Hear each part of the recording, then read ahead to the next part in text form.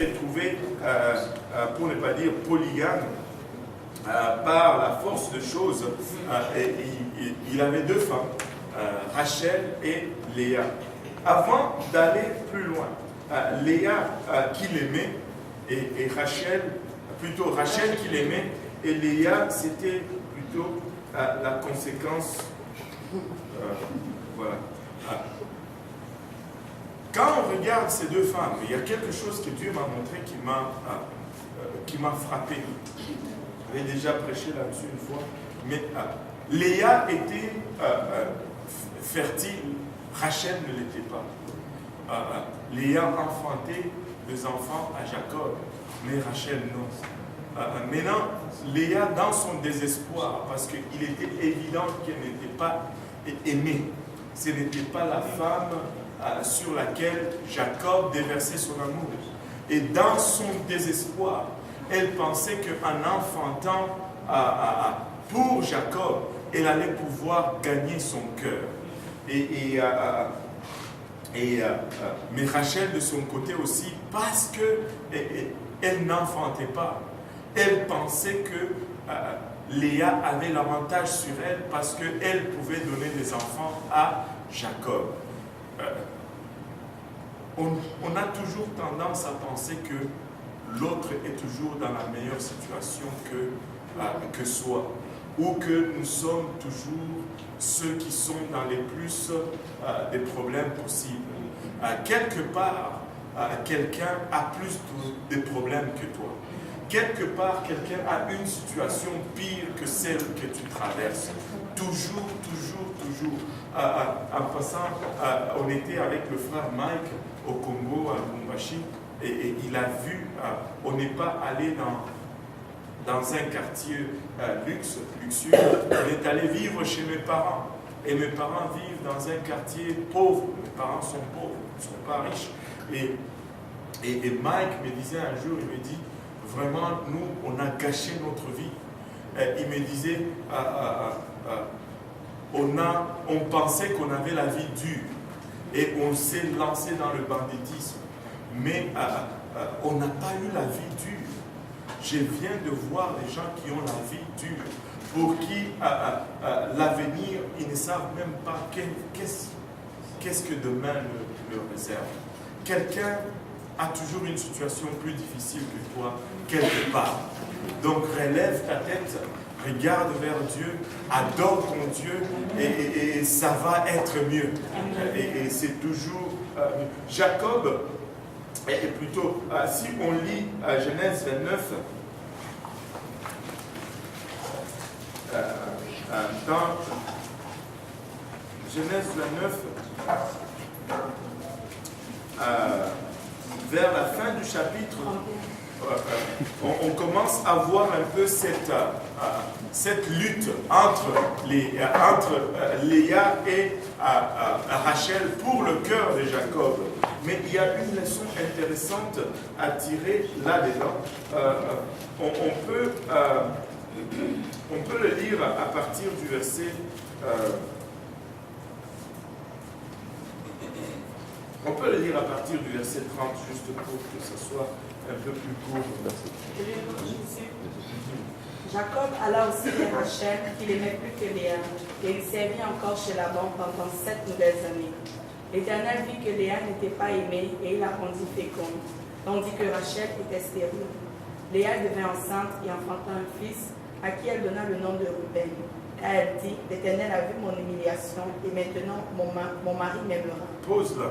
Elle donne naissance à cet enfant, ce premier enfant. Elle dit, l'Éternel a vu mon humiliation. Mon mari va maintenant m'aimer. Mais ce n'était pas vraiment le cas.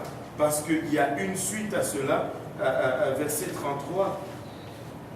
Elle devint encore enceinte et enfanta un fils, et elle dit, l'Éternel a entendu que je n'étais pas aimée, et il m'a aussi accordé celui-ci.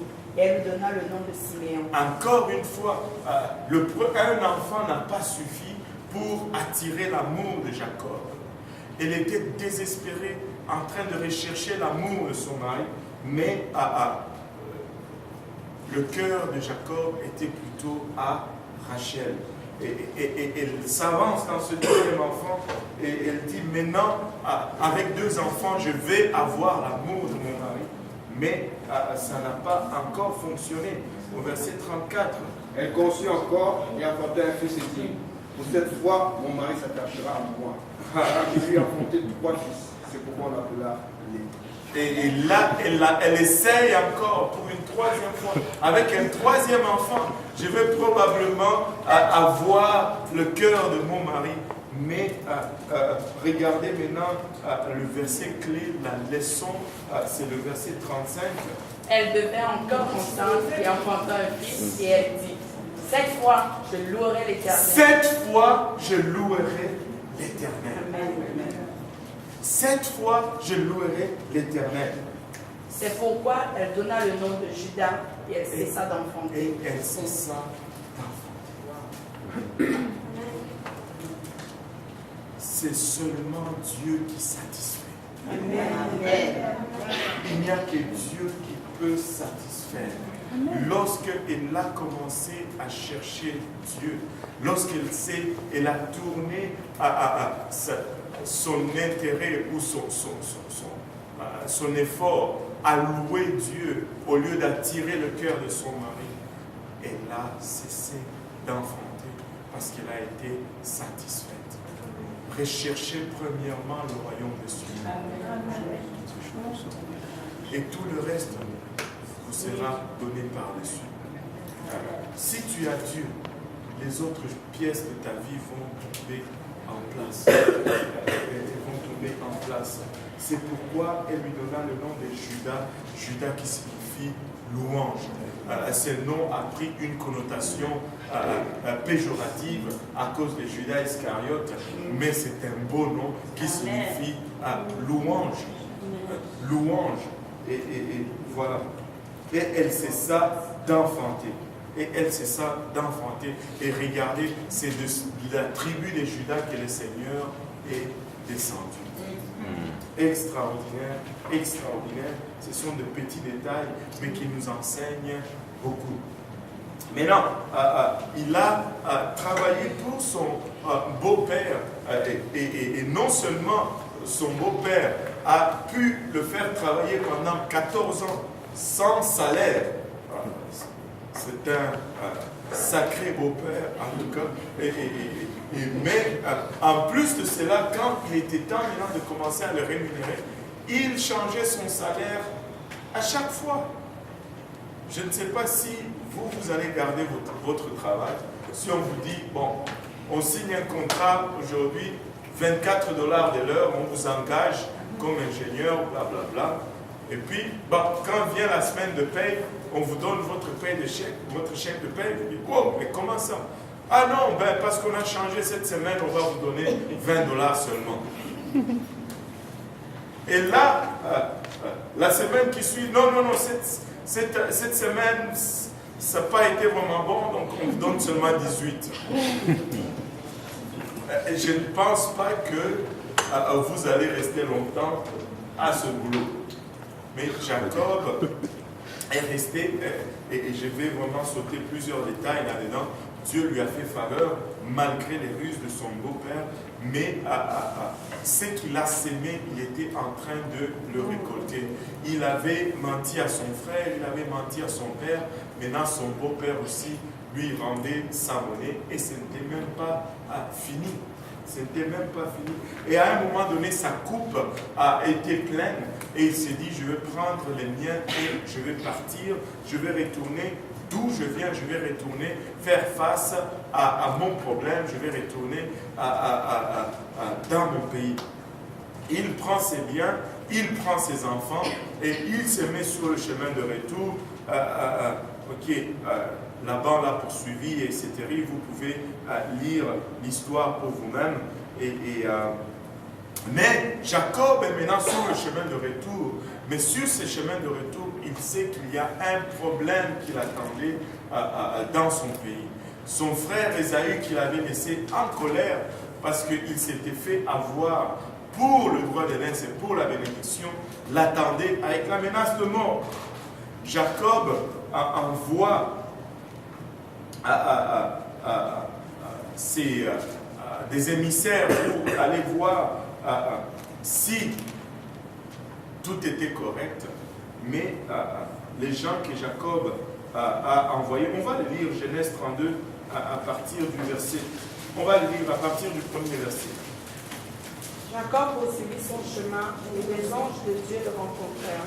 En les voyant, Jacob dit, c'est le camp de Dieu, et il donna à ce lieu le nom de Mahanaïm. Jacob envoya devant lui des messagers à Ésaü son frère au pays de Séir, dans le territoire d'Édom. Il leur donna cet ordre. Voici ce que vous direz à mon seigneur Ésaü. Ainsi parle ton serviteur Jacob. J'ai séjourné chez Laban et j'y suis resté jusqu'à présent. J'ai des bœufs, des ânes, des brebis, des serviteurs et des servantes. Et j'envoie l'annoncer à mon seigneur pour trouver grâce à tes yeux. Les messagers revinrent auprès de Jacob en disant, nous sommes allés vers ton frère Ésaü et il marche à ta rencontre avec 400 hommes. Pause. Il dit, nous avons été voir ton frère Ésaü. Nous lui avons dit ce que tu nous as dit, dans les termes que tu nous as dit. Dites à mon seigneur Ésaü que son serviteur Jacob, le langage était très diplomatique et très bien choisi pour apaiser la colère d'Ésaü, mais ça n'a pas fonctionné. Il dit, il vient à ta rencontre avec 400 hommes. C'est tout un comité d'accueil. 400 hommes. C'est sûr que ce n'est pas pour le protocole. Ça ressemble plus à une armée qu'à un comité d'accueil. Et quand Jacob l'a entendu, il a eu peur. Il a pris ses biens, il les a divisés en différents groupes, il a envoyé plusieurs présents et il a envoyé les gens en avant de lui et en leur donnant des consignes spécifiques. Si vous rencontrez mon frère et qu'il vous demande de qui vous êtes et où allez-vous, vous lui direz que nous sommes les serviteurs de ton serviteur Jacob. Voilà, tous ces présents sont pour toi. Lui-même, il vient en arrière avec d'autres présents, avec d'autres cadeaux. Et il a envoyé plusieurs groupes comme ça et il a pris sa famille, il les a divisés. Ses femmes, ses enfants, il les a divisés en deux groupes et il dit, si Ésaü tombe sur un groupe et le frappe, l'autre groupe pourra au moins s'échapper. Et là, il a fait quelque chose.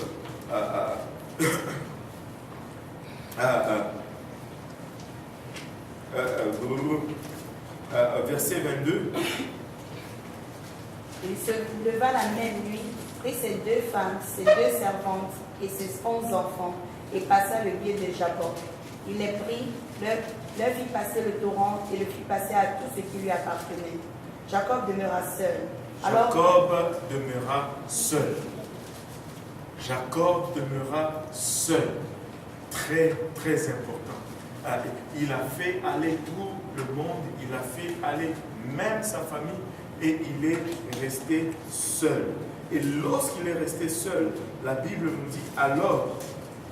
Un homme lutta avec lui jusqu'au lever de l'aurore. Voyant qu'il ne pouvait le vaincre, cet homme le frappa à l'emboîture de la hanche. Et l'emboîture de la hanche de Jacob se démit pendant qu'il luttait avec lui. Il dit, laisse-moi aller car l'aurore se lève. Et Jacob répondit, je ne te laisserai point aller, que tu ne m'aies béni. Il lui dit, quel est ton nom? Et il répondit, Jacob. Il dit encore, ton nom ne sera plus Jacob, mais tu seras appelé Israël, car tu as lutté avec Dieu et avec des hommes, et tu as été vainqueur. Jacob l'interrogea en disant, fais-moi, je te prie, connaître ton nom. Il répondit, pourquoi demandes-tu mon nom? Et il le bénit là. Jacob appela ce lieu du nom de Péniel, car, dit-il, j'ai vu Dieu face à face et mon âme a été sauvée. Le soleil se levait lorsqu'il passait Péniel, lorsqu'il passa Péniel. Jacob boitait de la hanche, c'est pourquoi jusqu'à ce jour, les enfants d'Israël ne mangent point le tendon qui est à l'emboîture de la hanche, car Dieu frappa Jacob à l'emboîture de la hanche au tendon. À l'emboîture de la hanche au tendon. Et non, regardez ceci. Jacob laisse aller tout le monde et il demeure seul. Écoutez, peuple de Dieu, il y a certaines choses qui ne vont arriver que dans votre solitude. il y a certaines rencontres avec Dieu qui ne peuvent se faire que dans la solitude. Oui, c'est nécessaire et c'est bon d'avoir l'adoration corporative, mais je dois aussi avoir un temps seul avec Dieu. C'est seulement quand on est seul qu'on peut entrer en intimité. Amen. Amen. Et c'est seulement